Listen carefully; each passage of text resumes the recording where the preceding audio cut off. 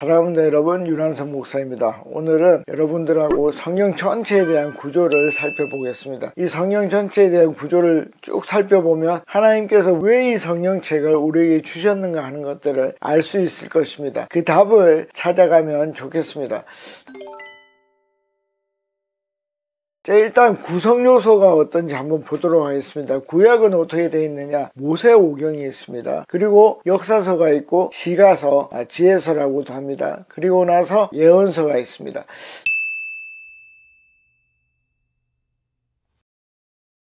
자, 그러면 신약은 어떻게 구성이 되어 있습니까? 사복음서가 있죠. 그 후에는 사도행전, 그리고 로마서부터 시작되는 바울의 서신서가 나오고, 그리고 유다서나 이런 게 포함되어 있는 공동서신, 나머지 다른 사도들이 적은 공동서신이 있습니다. 그리고 맨 마지막 책이 뭡니까? 요한계시록입니다. 이렇게 쭉 구조가 되어 있습니다. 완전 쉽죠? 예.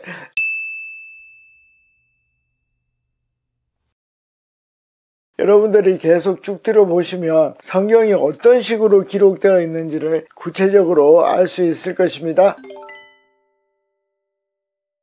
자, 그러면 먼저 모세오경으로 가보겠습니다. 자, 모세오경은 뭡니까? 창세기, 출애굽기, 레위기, 민수기, 신명기라고 되어 있습니다. 자, 창세기는 뭡니까? 하나님의 모든 것이 다 들어있습니다. 자, 1장에 나오는 게 뭡니까? 창조입니다. 3장에 나오는 것은 인간의 타락입니다. 그리고 6장에는 뭡니까? 심판과 구원이 있습니다. 누구를 통해서? 노아를 통해서 그 일을 하고 있습니다. 그러니까 이미 창세기에 창조와 타락과 심판과 구원이 다 나오고 있습니다. 이런 구조를 우리가 볼 수 있고, 12장부터는 새로운 민족을 택하죠. 그 새로운 민족이 누굽니까? 아브라함입니다. 그때부터 50장까지는 아브라함과 이삭과 야곱과 요셉까지의 족장의 시대가 나옵니다. 이것이 바로 창세기입니다. 자, 그러면 창세기의 핵심이 뭘까요? 창세기의 핵심은 하나님이 어떻게 인간을 사랑하셨는가. 그래서 성경의 목적은 하나님이 인간을 얼마나 사랑하셨는가 하는 것들을 구조적으로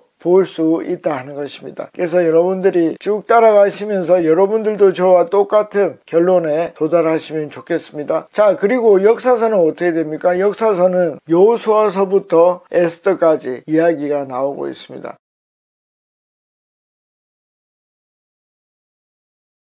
자, 여호수아는 어떤 내용입니까? 여호수아는 하나님께서 약속하신 땅을 어떻게 믿음으로 정복해 나가는가 하는 것들을 우리가 볼 수 있습니다. 자, 그러면 사사기는 뭐죠? 사사기는 먼저 이스라엘 백성들이 타락을 합니다. 그러면 하나님께서 사사를 세웁니다. 그리고 다시 회개를 하게 되고 승리를 얻게 됩니다. 그 이야기가 반복적으로 이루어지고 있습니다. 왜 그런 구조가 반복되고 있습니까? 그것은 하나님이 인간을 어떤 식으로 사랑하시는가 하는 것들을 보여주는 것입니다. 다음으로 중요한 책이 있는데, 이 룻기와 에스더, 다 이게 굉장히 중요합니다. 왜냐하면 역사는 전체적인 이스라엘의 역사도 중요하지만 각 개인의 역사도 중요하다는 것이 이 룻기와 에스더를 통해서 볼 수 있습니다. 룻기는 뭡니까? 이새와 다윗을 탄생시키는 이 한 이방 여자의 이야기를 통해서 하나님께서 이 세상을 어떻게 사랑하시고 끌고 가는가 하는 것들을 볼 수 있습니다. 에스더는 어떻습니까? 바벨론 시대 때 그렇게 패망한 나라에 있지만 하나님이 이 에스더라는 가문을 통해서 하나님이 이방에도 살아계시구나 하는 것을 보여주는 것입니다. 자, 그리고 중요한 것이 열왕기와 역대기입니다. 열왕기와 역대기는 관점이 다릅니다. 똑같은 왕들의 이야기지만 열왕기는 선지자의 관점에서 봅니다. 그러니까 왕들의 잘못이 많이 드러납니다. 그런데 역대기는 뭐겠습니까? 역대기는 이제 바벨론에서 돌아와서 어떻게 이 나라를 다시 세우는 민족 정신을 고취시키기 위해서 어떻게 하죠? 굉장히 스무스하게 왕들이 굉장히 좋은 사람처럼 적어두고 있습니다. 그래서 둘을 비교하고 대조하면서 읽어나가시면 이 역사서의 재미를 여러분들이 느낄 수 있을 것입니다. 자, 다음으로 지혜서를 한번 볼까요?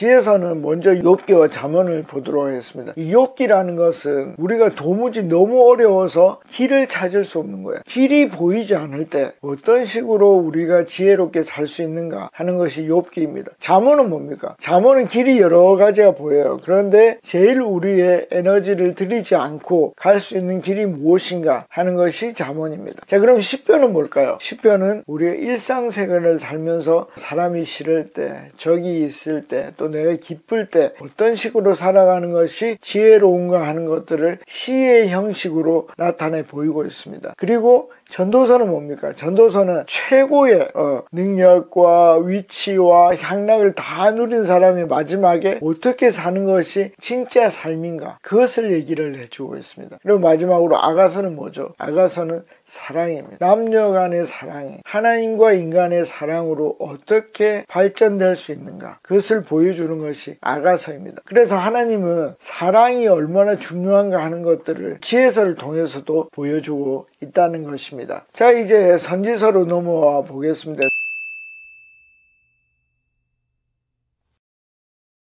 선지서는 예언으로 이야기를 하고 있습니다. 자, 이 선지서의 특징이 뭐냐면 이 선지자들은 crazy 미친 사람들이다 하는 것입니다. 이게 무슨 얘기냐면 모두가 그렇지는 않지만 거의 대체적으로 이 선지자들은 미래를 얘기하고 있습니다. 그러니까 이게 뭐냐면 여러분 3월에 8월에 이야기를 하고 있습니다. 그러니까 3월에 햇빛이 반짝반짝하고 이 화창한 날에 태풍을 얘기를 하고 있어요. 태풍을 조심하라고 얘기를 하고 있습니다. 그러니까 이상하다 이렇게 얘기를 할 수밖에 없는 것입니다. 그래서 대선지서와 소선지서가 있는데 그것은 분량의 차이입니다. 이사야, 예레미야, 에스겔, 다니엘 이런 것들은 대선지서로 분류가 되는데 이런 것들은 굉장히 장수가 많습니다. 그래서 이사야 같은 경우에는 66장까지 있는 것을 볼 수 있습니다. 자, 그러면 소선지서는 아모스부터 말라기까지가 소선지서인데 그거는 작은 거는 한 2장, 많은 것은 한 6장 정도까지 나오는 이야기를 볼 수 있습니다. 자, 그리고 마지막에 나오는 선지서가 뭡니까? 말라기입니다. 말라기는 어떻게 되죠? 이제 이스라엘이 패망을 하고 돌아옵니다. 돌아오고 나서 학계를 통해서 성전을 다시 건축을 하죠. 다 건축하고 나서 이제 그나마 잘 살게 됐습니다. 그랬더니 말라기 때 어떻게 되죠? 종교 지도자들이 하나님을 제대로 섬기지 않습니다. 하나님께 제사를 드릴 때는 어떤 제물을 써야 되죠?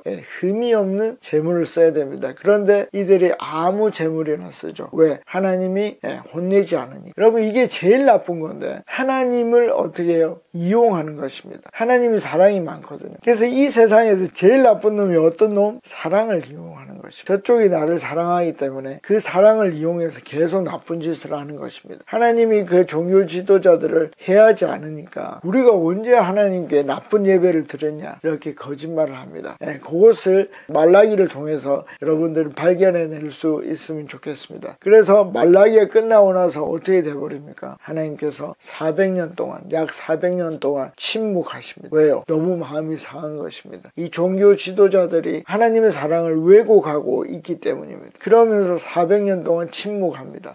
자, 그러면 좋겠죠. 왜? 간섭하는 사람이 없어졌잖아요. 하나님은 간섭꾼이죠. 이것도 못하게 하고 저것도 못하게 하고 저리 가면 이리 가라고 하고, 그쵸? 근데 그 400년 동안 하나님께서 아무 선지자도 세우지 않고 침묵하셨습니다. 좋았을까요? 좋아하지 않았습니다. 그걸 어디에서 볼 수 있습니까? 세례자 요한이 다시 하나님의 선지자로 나타납니다. 그때 어떤 일이 일어나죠? 붐업이 일어나죠. 확 폭발이 일어납니다. 요단강에서 사람들이 지 스스로 회개하겠다고 나옵니다. 여러분, 하나님이 침묵할 때 인간은 절대 행복할 수 없습니다. 그러면서 시작된 것이 신약시대입니다. 신약시대는 마태, 마가, 누가, 요한으로 시작을 하고 있습니다. 그러니까 뭐가 있겠습니까? 자, 다 성향이 달라요. 예를 들면 마태복음은 여기 언어가 달라요. 일반적으로 신약은 헬라어로 고대 그리스어로 적혀져 있습니다. 그런데 이 마태는 히브리어와 아람어로 적혀져 있습니다. 그러니까 독자의 계층이 누구입니까? 유대인이라는 뜻입니다. 그래서 족보로 시작되고 있습니다. 자, 마가복음은 어떨까요? 가장 간결한 책입니다. 그런데 가장 간결하지 않고 자세한 것이 누가복음입니다. 그것을 여러분들이 볼 수 있고,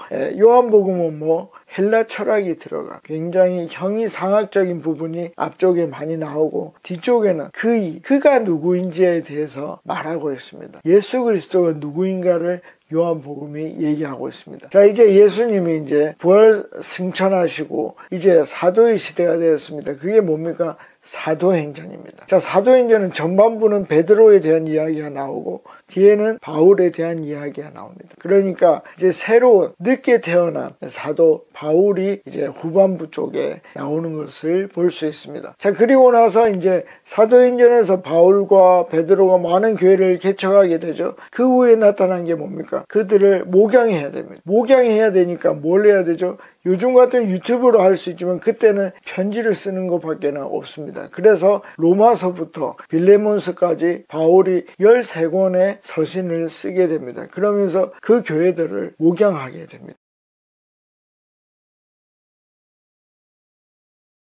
그리고 나서 공동서신이 나옵니다. 이 공동서신은 특별한 교회에 쓰는 것이 아니라 일반적인 모든 교회에 쓰는 사도들의 편지입니다. 그래서 유다서라든지 베드로전서라든지 야고보서라든지 이런 것들이 여기에 속하게 됩니다. 이제 마지막 뭡니까? 요한계시록입니다. 자, 요한계시록은 뭡니까? 환상입니까?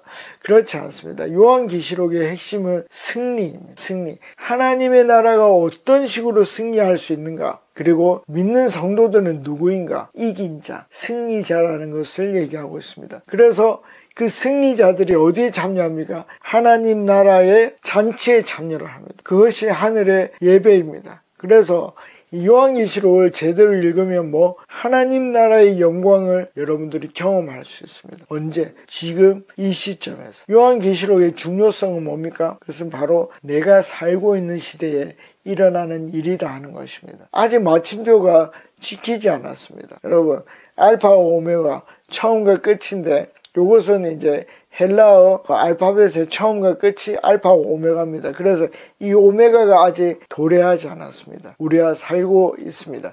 자, 이제 정리를 해보겠습니다. 많은 구약과 신약의 이야기들이 나옵니다. 여러분들이 앞쪽에서 그 구조들을 쭉 볼 수 있었습니다. 그 구조에서 나타나는 것은 무엇입니까? 하나님이 우리를 얼마나 사랑하시는가 하는 것을 보여주고 있습니다. 결국은 아들 예수를 보내서 구원하시고 성령 하나님을 통해서 어떻게 해요? 우리를 구원에까지 인도하시는 것이 성경 전체의 내용입니다. 자, 이 구조를 다시 살피면서 이 성경의 진미, 진수를 경험할 수 있기를 간절히 바랍니다. 다음에 뵙겠습니다. 안녕히 계십시오. 파워.